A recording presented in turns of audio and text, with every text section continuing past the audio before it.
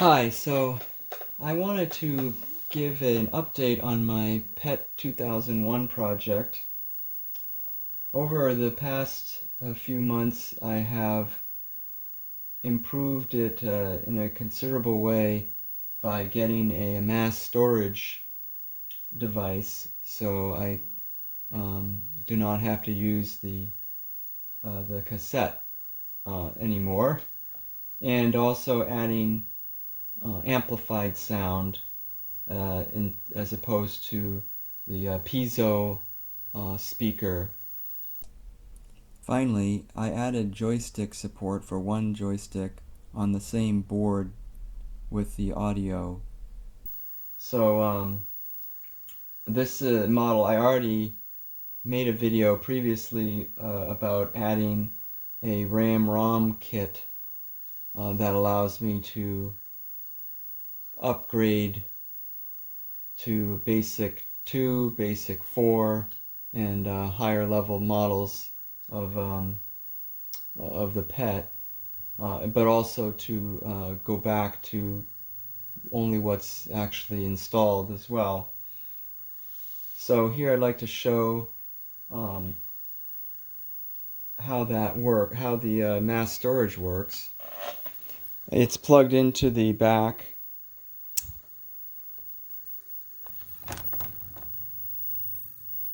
So here, plugged into the IEEE 488 port, is this device called the Pet Disc Max, courtesy of the bitfixer.com for $40 for a kit, and I can plug in a micro SD card here, which allows me to access quite a few files.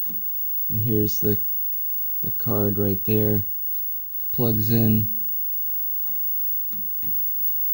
there, and then to the pet's system it appears as though it's a floppy disk.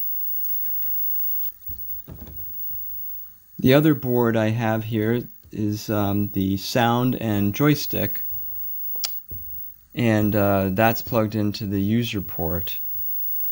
So with just a single resistor in between the CB2 line and your amplifier, which is in this case just a pair of PC speakers with their own power supply, and that works quite well, as has been shown in previous videos. And the game port is also there, and that's using some other data lines on the user port, and that goes to a joystick plugged in, and this is a TAC2 joystick, which you can still find them not cheap, but they're quite good quality, that they've lasted through the years. So now let's see how it works. So I'm booting up in Basic 2, and I'm going to load the directory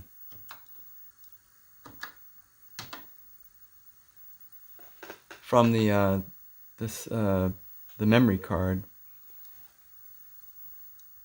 which is on disk 8. So then when you type list, you get a list of all the directories, subdirectories, programs, and also D64 disks, basically.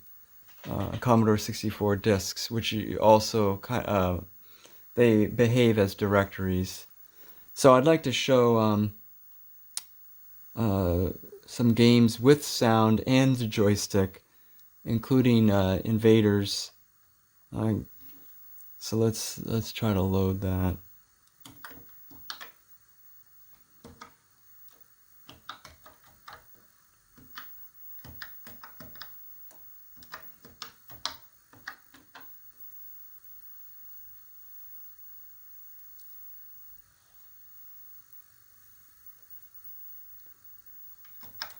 Let's try it out.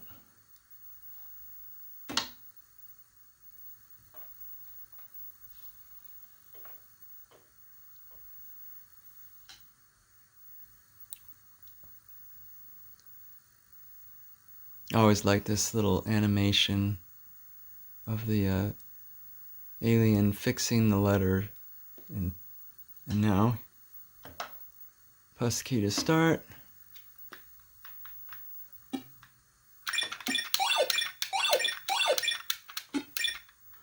And you can tell the audio is so much better with a amplified system.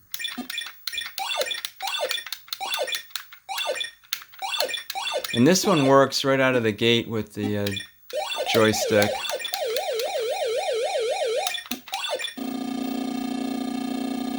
Oh, you got me.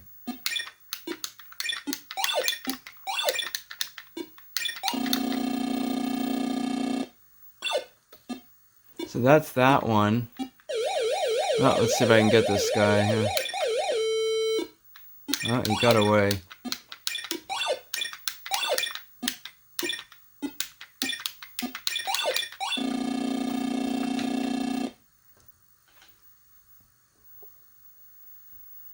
There's that one.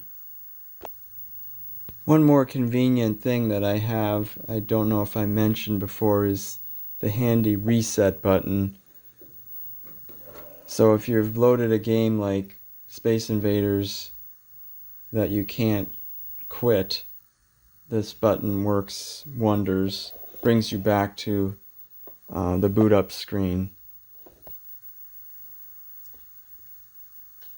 That reset button, you can find info online about how to make one, but it just solders to a couple of points on the board, and you're not supposed to hold it down very long. It can damage the system. Next, one of the best games I think is Cosmiads.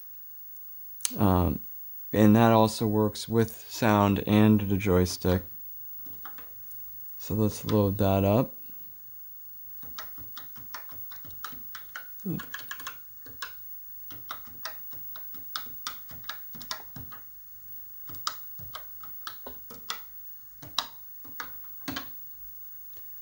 It's so convenient to have this many programs accessible with such ease. Now, to get it to work with the joystick, you do this convenient poke. 2571, 79, and then you run.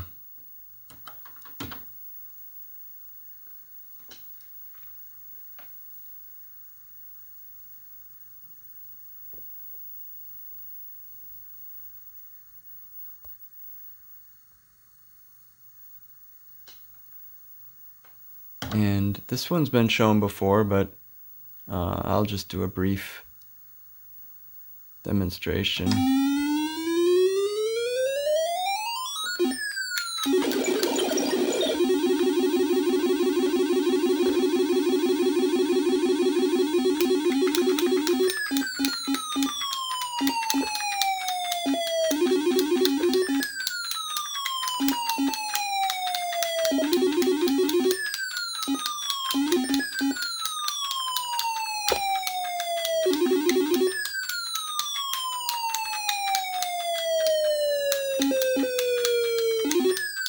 This game is quite well done.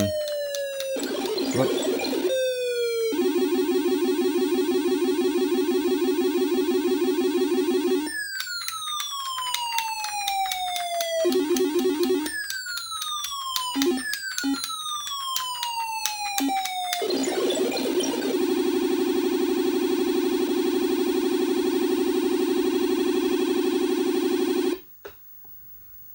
But yeah, it's pretty cool that it works with the joystick.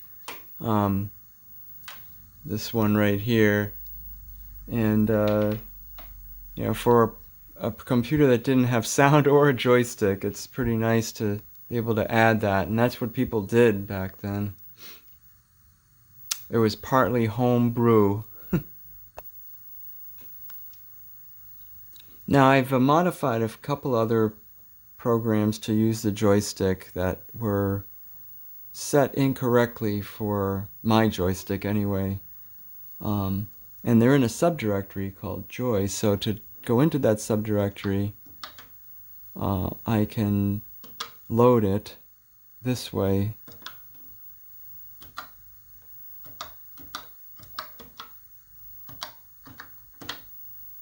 And so that will essentially switch directories. Now if you look, you'll see I have these programs. What's nice about the Pet Disk Max is that even if you reset the Pet Disk Max is its own processor and its own little board, so it stays in the directory where it was when you last left it. So let's try arrow J. Oops.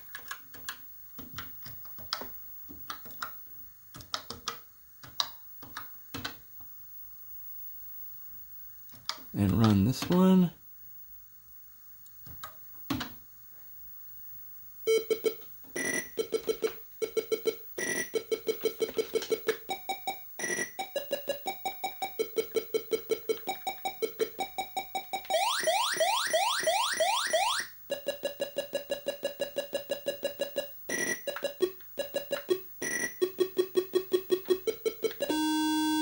Oops, my bad.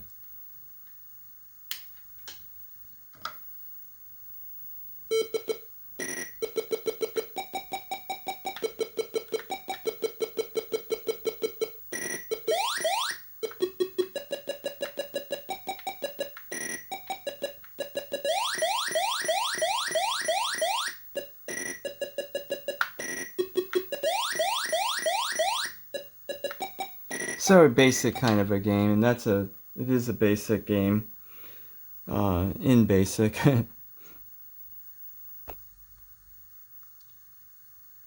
So this next one is called Zap, and it lets you it has no sound, but it has joystick capability, and you can even go diagonal, which is a nice additional benefit.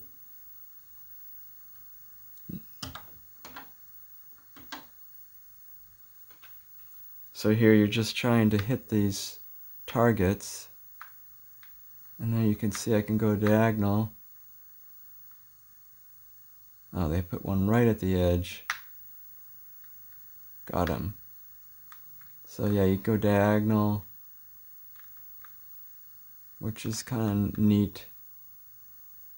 At least it makes sure the joystick is working. And then yeah, look at that. Whoop.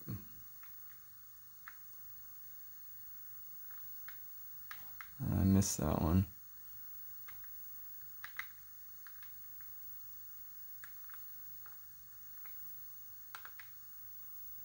So it's pretty cool, although I wish it had sound. Another one of my favorites is Galaga, although on this machine it's a bit snowy. And it does not use the joystick. Or I couldn't, not my joystick configuration. And this doesn't handle lowercase, this pet, so you can't read everything.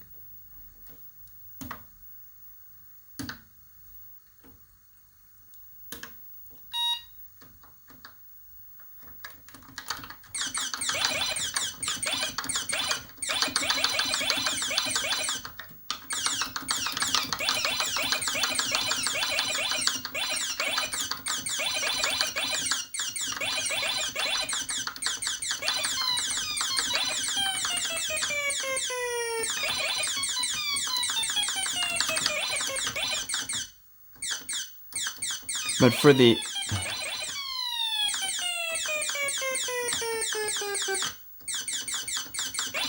For the vintage of this computer, it plays pretty well.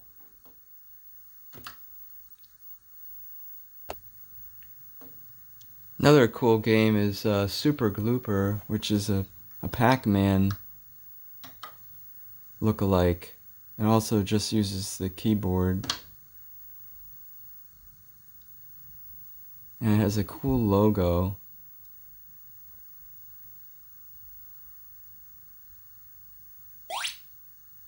In 3D. Ooh.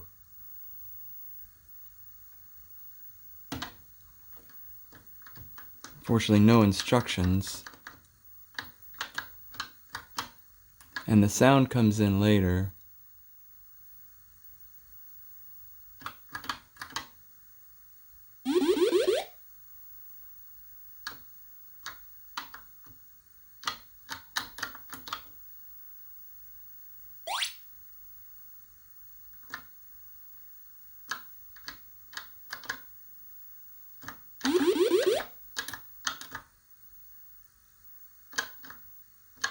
Unfortunately, if you don't...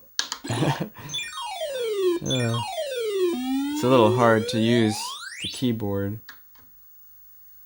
But it's a pretty good Pac-Man.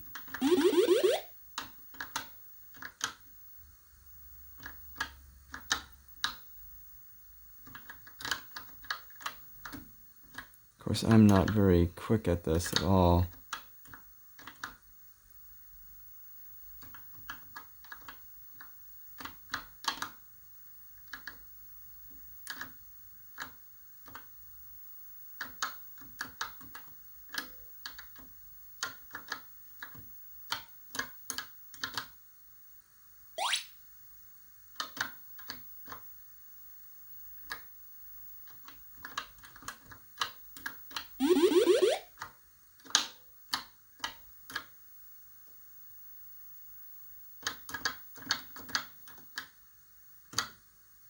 Ah, gotcha. Anyway, so that's pretty cool. This is Millipede, which is a pretty good game. At least it has sound.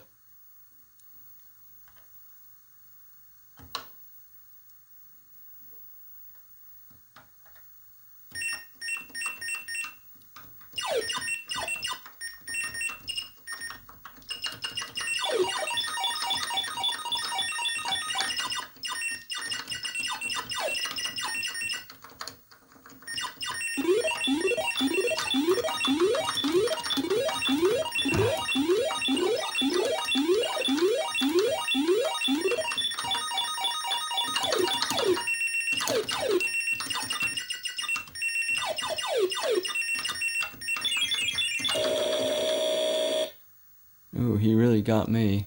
It's a pretty fun game, actually. This is a classic version of Star Wars.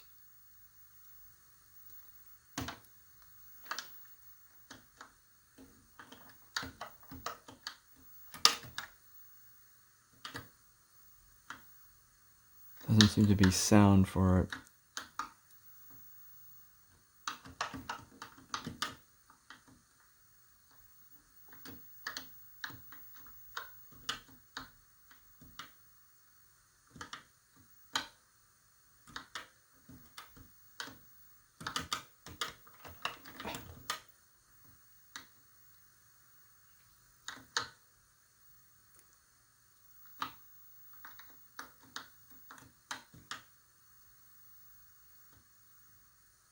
Pretty fast graphics, though.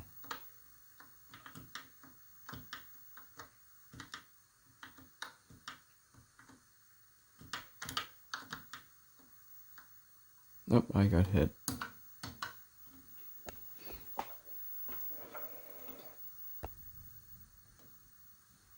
This is a former Frogger called Leapfrog. It's a cool logo.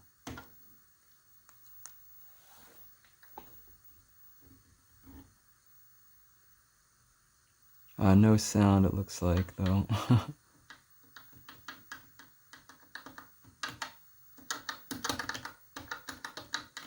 Ah. Got stuck.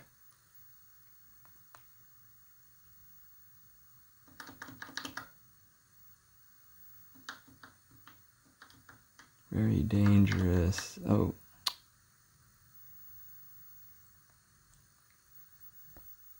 And a classic here. Although this one, breakout type of game, only uses the, it has sound and keyboard. I couldn't find a breakout that had both sound and joystick.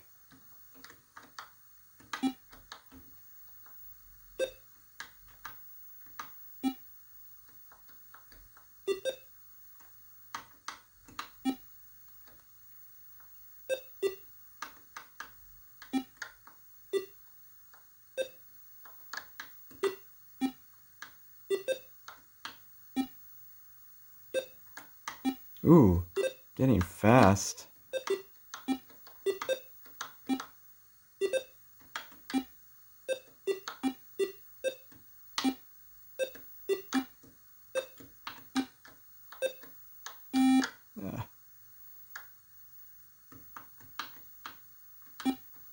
That got really fast in a hurry.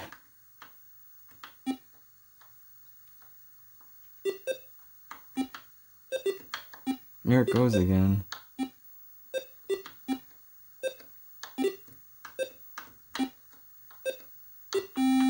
Oops. Anyway, thanks go out to Jim64 for inspiring me. That's about it for this session. Thanks a lot for watching.